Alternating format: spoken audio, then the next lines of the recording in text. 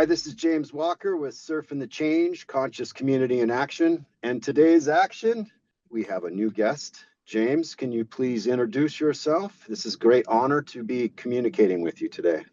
My name is James Keali'ipi Ilani Kauainui. I'm a native Hawaiian healer, and my family goes back in Hawaii over 20 generations. Wow, that's quite a lineage you have going on there. It How is. are you able to research that all the way back? Um, quick story. I was 15 years ago. I was living in New Zealand. I had a call to go to New Zealand, so I went. I initially went down there for 3 months and ended up staying there for 5.5 years. I met my first mentor there.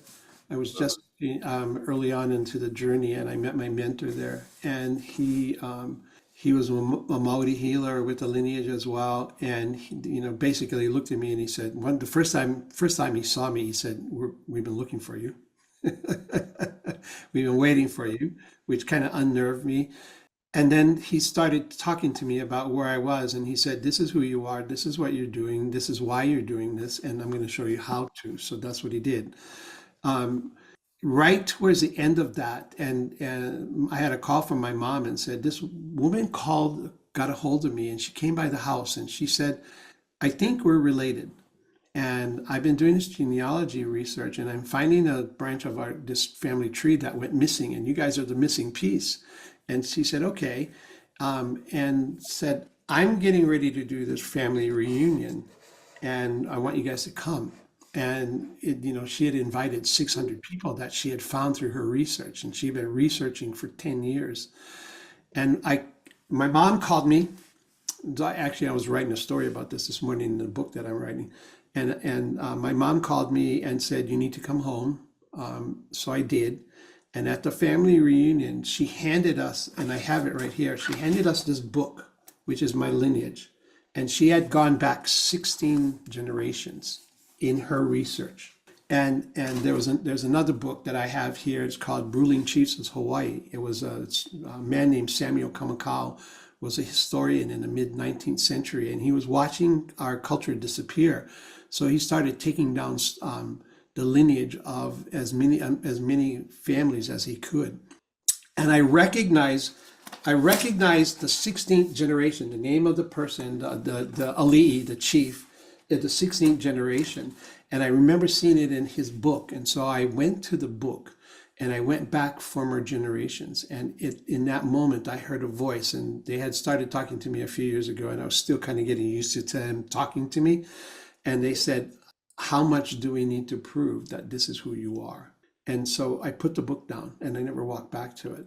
And then about 3 weeks later, they said, "You're not going back to New Zealand. You have to go live in the States, because people that are looking for you are not going to find you if you go back there or if you stay in Hawaii." So 6 months later, I was on a plane to Seattle, and I've been up here since then, which is 2009. Okay, so you're in Seattle, or No, that Seattle was my landing place. I only was there for 2 weeks. And then, okay. and then a man that I had met about 3 or 4 years before on the beach in Hawaii, found out that I was in Seattle, and he said, "You're not supposed to be in Seattle. You're going to come down and live in Portland." And so I ended up in Portland. I lived there for a year and a half. I met my wife there, who I'm married to still, and then we moved to Mount Shasta. And so Oh, nice. I lived in Mount Shasta for 3.5 years, and then they said, "Okay, you need to go live in Arizona." And I said, "Really, Arizona?" And they said, "Yes." And so I've been in Arizona for 10 years. I lived in Phoenix till 2019, and I live about 20 minutes outside of Sedona now. Oh, good for you. Yeah, it's nice to get out of the valley, and you're living outside of the valley now. It was a matter of health and welfare, because in August of 2019, when 5G went live in the valley, Hmm.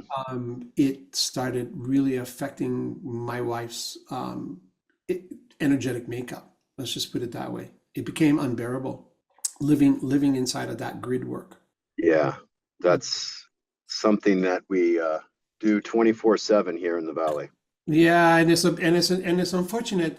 It's unfortunate that I mean, God, we're not going to spend time on all of that, but Yeah, it's correct. it's our hunger for technology and speed that created that. And hey, that's where we are right now. So it's then it's not a discussion for today. I don't think that's what Right, we right. wanted to talk about. No, but I do see a brighter future with healthy technology. I'm looking forward to that and seeing how we can get more. And that's what this platform is. It's on the front of this new earth that we're moving into, and to really participate and take action and find whatever lane that is for you. Everyone's got a different like fingerprint on what they're here to do, which is vitally important because we can't all be doing the same thing. So we need to approach it from a multitude of different arenas. You're right. Um, It, but it, back, my but back to you, I wanted to know, James, like, so you're a priest, but is that the same as a kahuna? it A kahuna is a title that's given to somebody. It's not something you just proclaim for yourself. Okay. It's a title that's given to you after years of training or by someone. And I've never been officially given that title. So I don't see myself as a kahuna. Now, as a kahu, that's different. And that's what most of my students call me, which is kahu, which is Hawaiian for priest. So Okay. I'm a kahu. A And kahu. and I hold my and it's an interesting thing because I'm not a traditional kahu. In other words, what I saw when the kupuna, Hawaiians call them kupuna, your ancestors, when they first started talking to me, they were very clear that my community was global and not local. And so when I look and I talk and I speak with people, the way that I talk to them, I said, "This is look, it's taking that ancient information and the information that was here 1,000 years ago, 2,000 years ago, however long you want, is still valid. It's turning it into a format that modern humans understand, right? And so, I guess if you say my tagline that says is ancient wisdom for modern living, right? Oh, that's beautiful. And so it's taking that understanding of that. And so in that way, I'm not considered a traditional kahu, and yet I rely on the connection of my ancestors when I do my work, you know? And it's an interesting thing because you were talking, and I want to kind of go back to this because this kind of segues into I think what we wanted to talk about. Hmm. We're talking about this new grid, this new way of thinking, this way of coming back in to connect with the land, connecting with people, and everybody having their part inside of it, right? And my question or the way that I approach this is how are you approaching all of this? There's some pretty there's cornerstones inside of traditional Hawaiian thinking, healing. In other words, the way we live our life, right? Hmm. We were really Can you share those cornerstones by yeah, chance? yeah, absolutely. And we were really connected to the land. You think about it. 1,000 years ago, they had the calling and said that we need to leave where we are and we need to go find this other place. And that was, South Polynesia, from Tahiti is where we sailed. And when they found Hawaii, they literally they realized that they found paradise. It was everything that they needed, right? Everything that they needed. The land, the ocean was in everything that they needed to live and to survive and to thrive. And so they It did. was, would it be fair to say that it was pristine? That's It the was word that I pristine. see. It was pristine. And after several generations, though, they realized that some of the resources that they had thought were um, infinite weren't. And so that's when and they already had understood this, but they understood it on a deeper level that Hawaiians call it malama, to take care of. They realized that they had to take care of the resources in the land. And so they started living in relationship with that. It wasn't that they weren't, it's just that a deeper knowing of living inside of that relationship, right? And so one of the pieces inside of that was understanding that community was the most important thing, and everybody in the community had a responsibility to each other, right? And not only to each other, but they also had particular, I would say, jobs or particular skill sets that they honed so that other people didn't need to, you know. So like the cloth maker made cloth, the fisherman fished, the farmer farmed, and they shared all of those resources together, right? And they took care of the land, and the elite, the ruling chiefs, right? Their job was stewardship, not only over the people, but over the land and the resources as well. There was a system that was in place, and it was implied that the system was there. And they had what they call kapus, which are taboos, which are basically laws that says, you know, you don't eat these fish this time of year because that's when they're breeding. You don't pick these flowers or this fruit because it's not the time of the year for it. So they understood all of that. And then there were places where there was, you know, in any community, there's going to be discord, right? In Right. in any community, there's going to be discord, and so they had a process for that as well. But to come back to you were talking about the cornerstones. For me, the cornerstones are four things. One is called lokahi, one is called ha'aha'a, one is called pono, and then the other one is aloha, right? So those are my cornerstones, right? Lokahi means unity. That means we work together for a common cause, right? Mhm.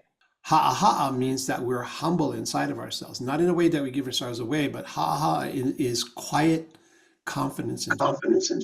strength, right?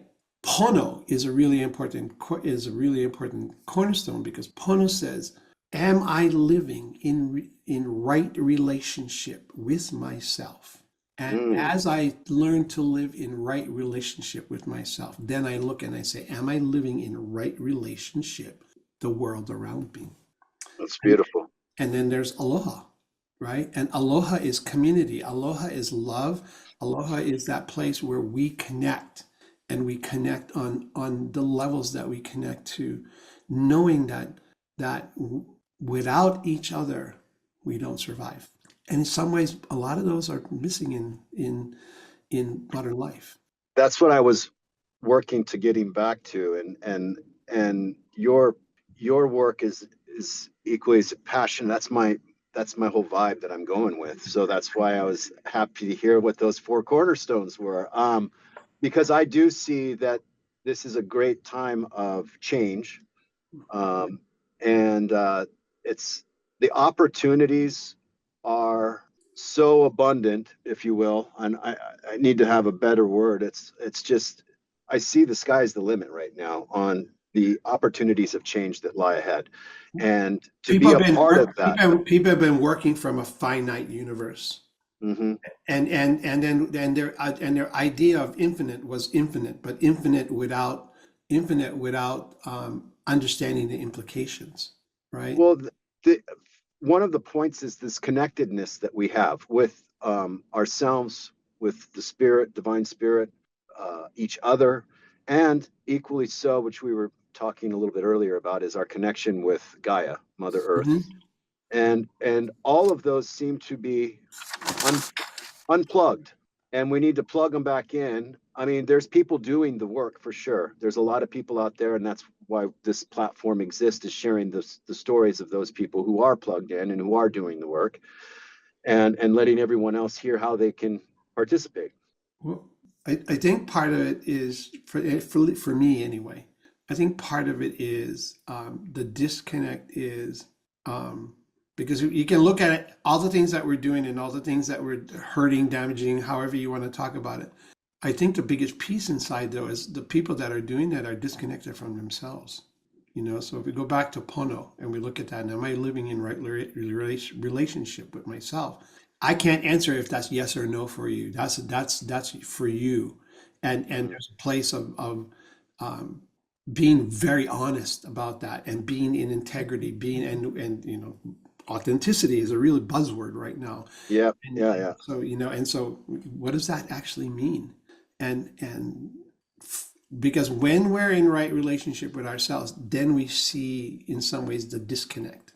that is outside of us in the world. And so yeah, we can go out and say, I want to go do all these things in the world, and yet if it's coming from a place that's not pono, in other words, you're not inside yourself, and coming from a, it's I don't, it doesn't have to be a pure place, because we're still human and we still make mistakes, right? Yes.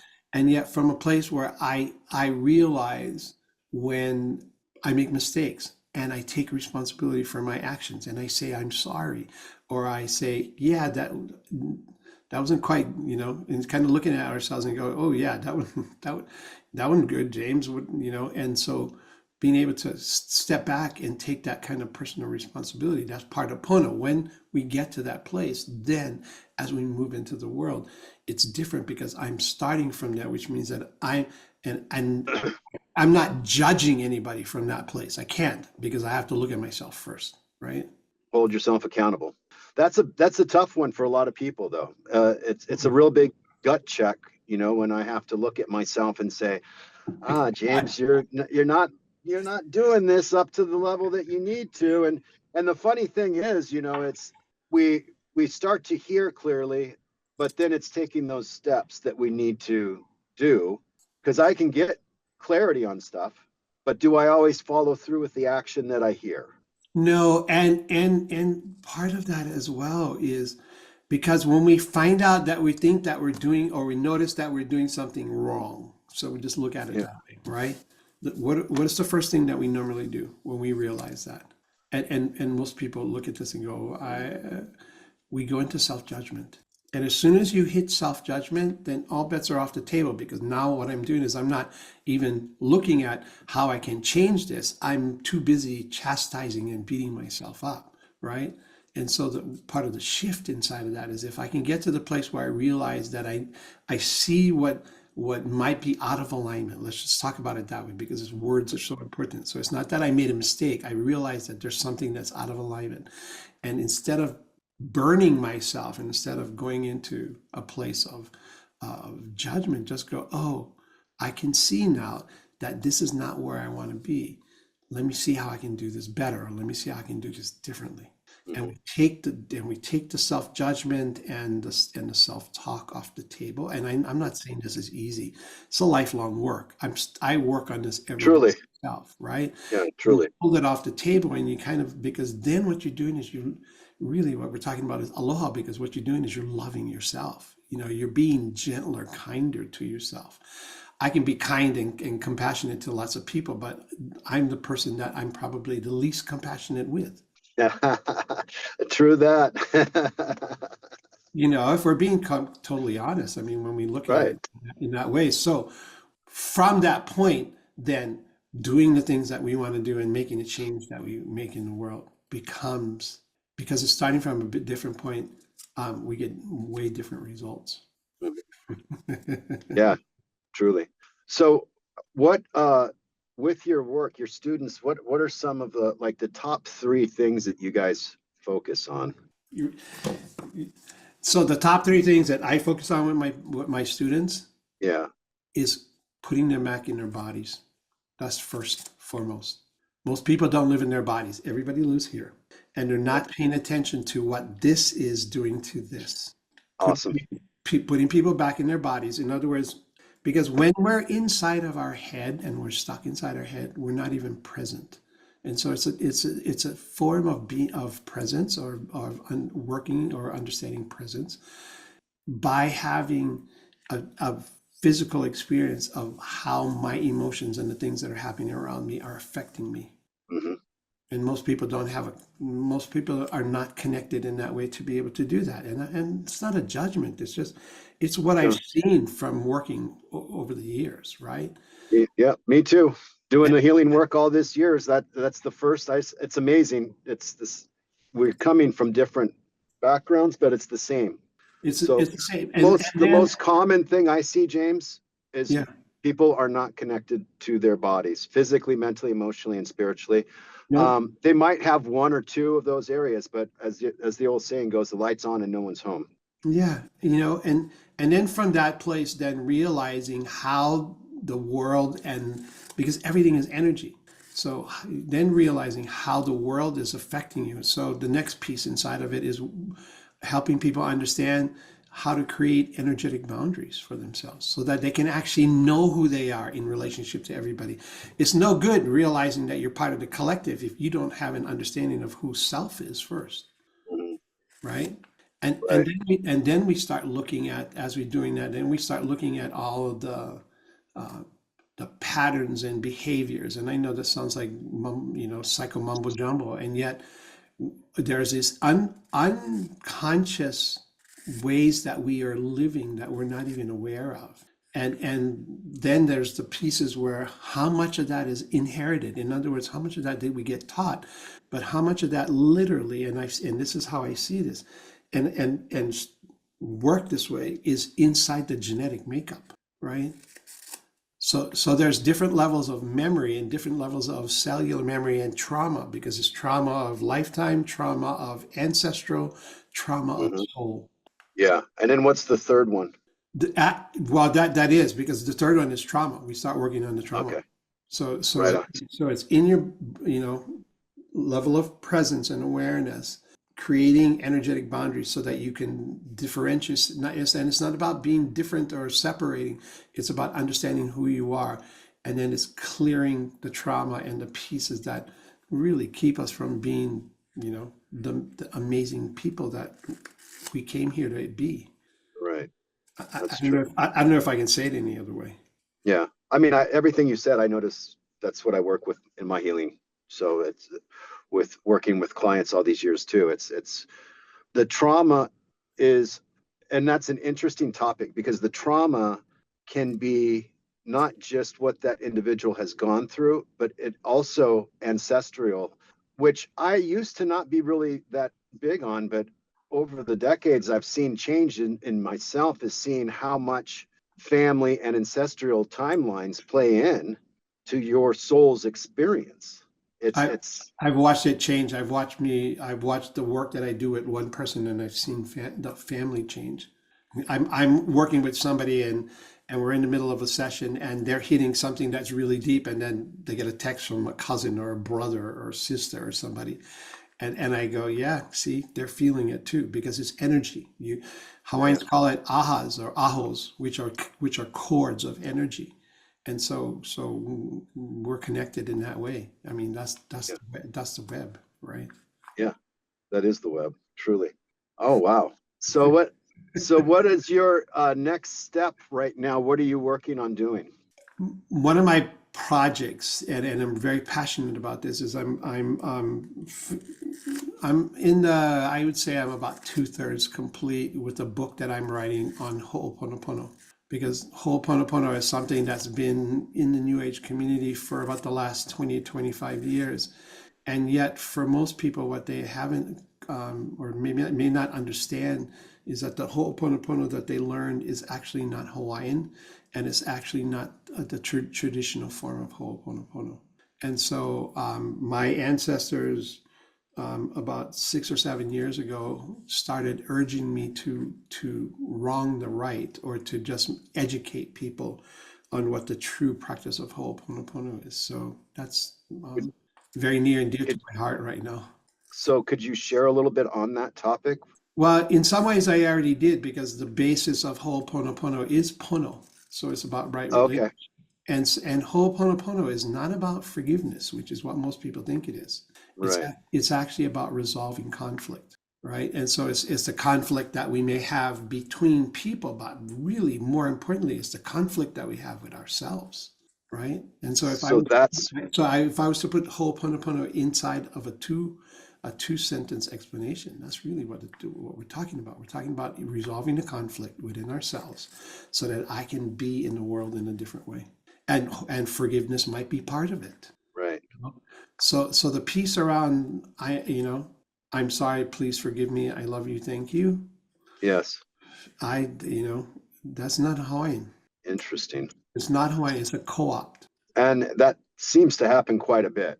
It does, and it, and in some ways I can understand why they did that because in our rush as modern human beings, you know, we literally want the one pill that's going to solve everything, and so the So for them to condense that down into that space to make it bite size and so that people could grasp it, hold on to it, it kind of makes sense. And yet at the same time, by not honoring where that came from and bringing in and one, calling it what it's not, and two, honoring where that came from and the actual process of that.